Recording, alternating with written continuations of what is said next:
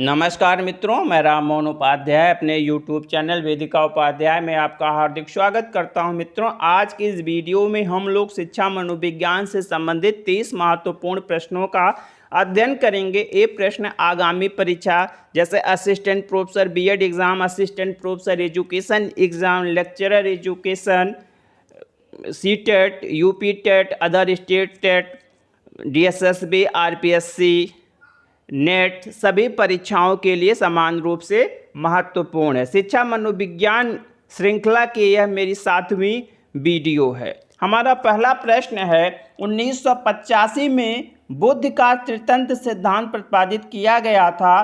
तो हमारा सही आंसर है विकल्प डी, स्टर्नबर्ग के द्वारा जो है 1985 में बुद्ध का त्रितंत्र सिद्धांत प्रतिपादित किया गया था। कहीं कहीं पे स्टर्नबर्ग को जो है स्टर्नबर्ग के नाम से भी लिखा मिलता है। तो 1985 में त्रितंत्र सिद्धांत रॉबर्ट स्टर्नबर्ग के द्वारा प्रस्तुत किया गया। हमारा दूसरा प्रश्न है, बुद्ध के त्रिस्तर, ऊपर था त्रितंत्र, यहाँ पे है त्रिस्तर सिद्धांत के प्रतिपादक हैं। तो हमारा सही आंसर है विकल्प बी, जॉन बी करोल जो है बुद्ध के त्रिस्तर सिद्धांत के प्रतिपादक हैं। हमारा तीसरा प्रश्न है, जीसीजीएफ मॉडल संबंधित है। तो हमारा सही आंसर है विकल्प बी, बुद्ध से। जीसीजीएफ मॉडल जो है आपका जो कैटल का तरल ठोस बुद्ध का सिद्धांत था उससे संबंधित है। बाद में उसमें करोल और हारन ने संशोधन किया था। मित्रों, आगे बढ़ने से पूर्व आपसे अनुरोध है, आप वीडियो को देखने के पश्चात चैनल को सब्सक्राइब, वीडियो को लाइक एवं शेयर अवश्य करें। साथ ही साथ बेल आइकन को भी प्रेस करें, जिसके माध्यम से आने वाले वीडियो का नोटिफिकेशन आपको समय से प्राप्त हो जाए। चौथा प्रश्न है, बुद्ध परीक्षण का कार्य जीन पियाजे ने निम्न में से किस मनोवैज्ञानिक के साथ किया था। तो हमारा सही आंसर है विकल्प ए, अल्फ्रेड बिने के साथ जो है जीन पियाजे ने बुद्ध परीक्षण के संबंध में कार्य किया था।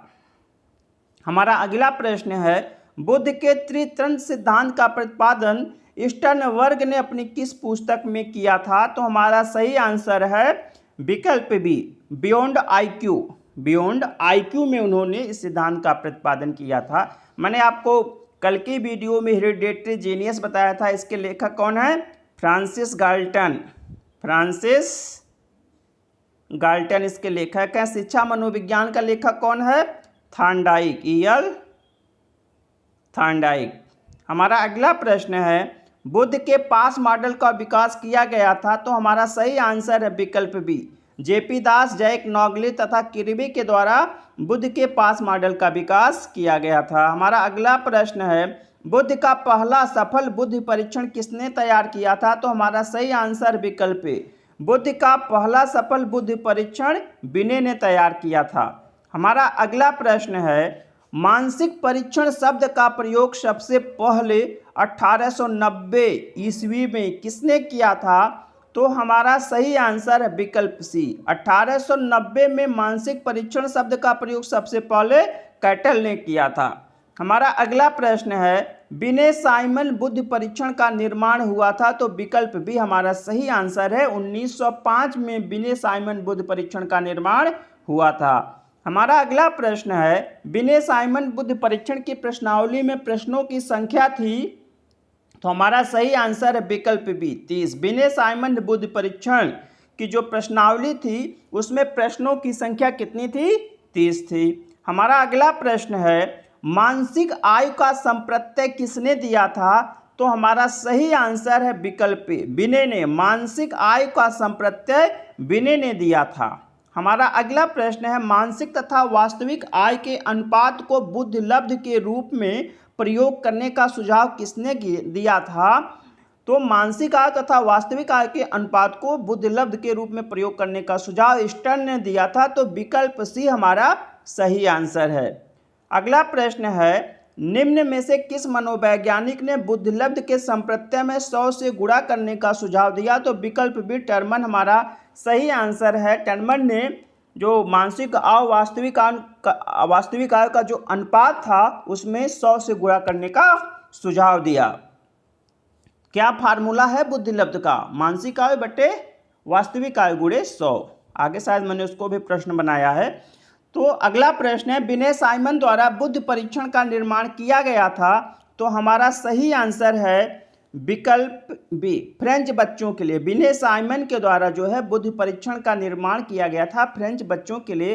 वैसे 1904 में जो है 1904 में फ्रेंच गवर्नमेंट द्वारा, वहाँ के शिक्षा मंत्रालय द्वारा जो है बच्चों के विकास के लिए जो है, बच्चों के मानसिक विकास के लिए एक आयोग का गठन किया गया था, जिसके सदस्य विनय भी थे। और वहाँ पे यह देखा गया कि प्राथमिक विद्यालयों में जो है अच्छी शिक्षा के बावजूद भी स्टूडेंट जो है फेल हो जा रहे थे। तो उसका क्या कारण है? हमारे शैक्षणिक पद्धति में कमी है या बच्चों के अंदर कोई जन्मजात बीमारी है? इसके अध्ययन के लिए जो उस आयोग का गठन किया गया था। हमारा अगला प्रश्न है, हिंदुस्तानी विनय परीक्षण तैयार किया था। तो हमारा सही आंसर है विकल्प बी, CH राइस ने जो है 1912 में जो विनय साइमन परीक्षण था उसका भारतीय रूपांतरण किया था। हमारा अगला प्रश्न है, बुद्धि लब्ध का सूत्र है। तो बुद्धि लब्ध का सूत्र है मानसिक आय बटे वास्तविक आय गुणे 100। विकल्प ए हमारा सही आंसर है।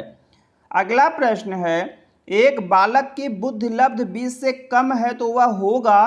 तो विकल्प बी, जड़ बुद्धि, जिसको हम इंग्लिश में इडियट कहते हैं, तो वह इडियट या जड़ बुद्धि होगा।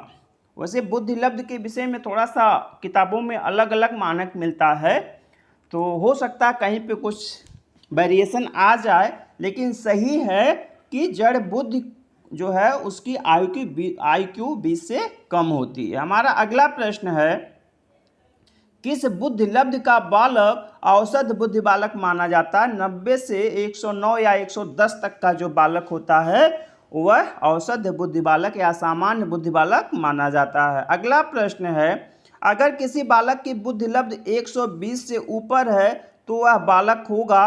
तो वह बालक होगा अतिश्रेष्ठ। अगर किसी की बुद्धि लब्ध जो है 120 से लेकर 140 के मध्य है तो वह बालक जो है अतिश्रेष्ठ या वेरी सुपीरियर वर्ग में आएगा। और अगर उसकी IQ 140 से ऊपर है तब वह जीनियस या प्रतिभाशाली की श्रेणी में आएगा। कभी कभी हम लोग गलती कर देते हैं, 120 प्लस पे ही जीनियस लगा देते हैं, प्रतिभाशाली लगा देते हैं, जबकि यह गलत है।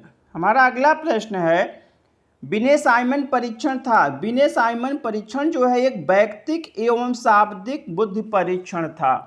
ठीक है, वैयक्तिक मतलब क्योंकि इसका प्रशासन जो है प्रत्येक बालक पर अलग अलग किया जाता था और इसमें 30 प्रश्नों की एक प्रश्नावली थी जिनको बच्चों को हल करना होता था। तो विकल्प ए हमारा सही आंसर है। हमारा अगला प्रश्न है, निम्नलिखित में से कौन व्यक्तिगत बुद्धि परीक्षण नहीं है, पूछा जा रहा है। तो पहला है विनय साइमन परीक्षण है, दूसरा है गुड एनफ ड्राइमन परीक्षण, यह भी एक व्यक्तिगत परीक्षण है। विकल्प सी है बैचलर बुद्धि परीक्षण, यह भी एक व्यक्तिगत बुद्धि परीक्षण है। तो विकल्प डी हमारा सही आंसर है आर्मी अल्फा परीक्षण। जो आर्मी अल्फा परीक्षण है और आर्मी बीटा परीक्षण है यह व्यक्तिगत बुद्धि परीक्षण न होकर सामूहिक बुद्धि परीक्षण है, जिनका निर्माण जो है प्रथम विश्व युद्ध के दौरान किया गया था। हमारा अगला प्रश्न है, निम्न में से कौन व्यक्तिगत बुद्धि परीक्षण का उदाहरण नहीं है? तो को ब्लॉक डिजाइन परीक्षण है, दूसरा है पास एलांग परीक्षण, ये भी है घन रचना परीक्षण, ये भी है। विकल्प डी आर्मी बीटा परीक्षण जो है व्यक्तिगत बुद्धि परीक्षण या व्यक्तिगत बुद्धि परीक्षण का उदाहरण नहीं है। आर्मी बुद्धि परीक्षा जो है सामूहिक अशाब्दिक बुद्धि परीक्षण है और आर्मी जो अल्फा बुद्धि परीक्षण होता है वह सामूहिक शाब्दिक परीक्षण होता है। हमारा अगला प्रश्न है, सामूहिक बुद्धि परीक्षण का प्रारंभ हुआ था। तो विकल्प ए हमारा सही आंसर है प्रथम विश्व युद्ध के दौरान। कहाँ पे? अमेरिका में। अगला प्रश्न है, निम्न में से कौन शाब्दिक बुद्धि परीक्षण नहीं है? तो विकल्प ए है स्टैनफोर्ड विनय परीक्षण, यह है। विकल्प बी है जलोटा सामान्य मानसिक परीक्षण, ये भी है। विकल्प सी है जोशी सामान्य मानसिक परीक्षण, ये भी सही है। विकल्प डी रेवेंस प्रोग्रेसिव मैट्रिसेस, यह जो है सामूहिक बुद्धि परीक्षण यह जो है वैयक्तिक और अशाब्दिक बुद्धि परीक्षण है। ठीक है, तो यहाँ पे शाब्दिक बुद्धि परीक्षण नहीं है बल्कि यह अशाब्दिक बुद्धि परीक्षण है। अगला प्रश्न है, आर्मी अल्फा परीक्षण किस प्रकार का परीक्षण है? तो अभी मैंने आपको ऊपर बताया है आर्मी अल्फा परीक्षण जो है विकल्प बी सामूहिक शाब्दिक परीक्षण है, क्योंकि इसका निर्माण ऐसे लोगों के लिए किया गया था जो कि अंग्रेजी भाषा पढ़ना लिखना जानते थे। हमारा अगला प्रश्न है, आर्मी बीटा परीक्षण किस प्रकार का परीक्षण है? तो हमारा सही आंसर है विकल्प सी सामूहिक अशाब्दिक परीक्षण है। आर्मी बीटा परीक्षण का निर्माण ऐसे लोगों के लिए किया गया था जो अंग्रेजी भाषा नहीं जानते थे और वह निरक्षर थे, तो यह सामूहिक अशाब्दिक परीक्षण है। अगला प्रश्न है, प्रोग्रेसिव मैट्रिसेस बुद्धि परीक्षण का निर्माण किसने किया? तो हमारा सही आंसर है विकल्प सी रेवन ने जो है प्रोग्रेसिव मैट्रिसेस बुद्धि परीक्षण का निर्माण किया था।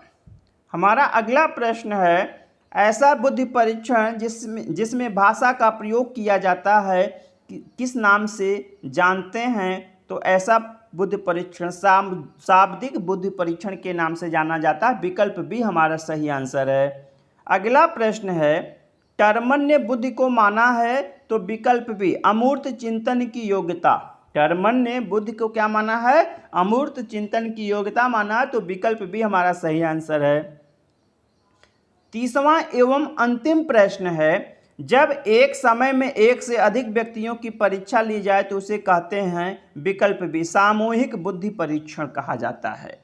सामूहिक बुद्धि परीक्षण कहा जाता है, जिसका प्रचलन जो अमेरिका में प्रथम विश्व युद्ध के दौरान सेना में भर्ती के लिए हुआ था। ठीक है, तो मित्रों इस वीडियो में मैंने कुल 30 प्रश्नों के ऊपर चर्चा की जो कि आपके आगामी परीक्षाओं के लिए काफ़ी महत्वपूर्ण है। आप लोग इस वीडियो को ध्यानपूर्वक सुनिएगा और अपने मित्रों को भी शेयर कीजिएगा। आप सभी को सुनने के लिए बहुत बहुत धन्यवाद। नमस्कार।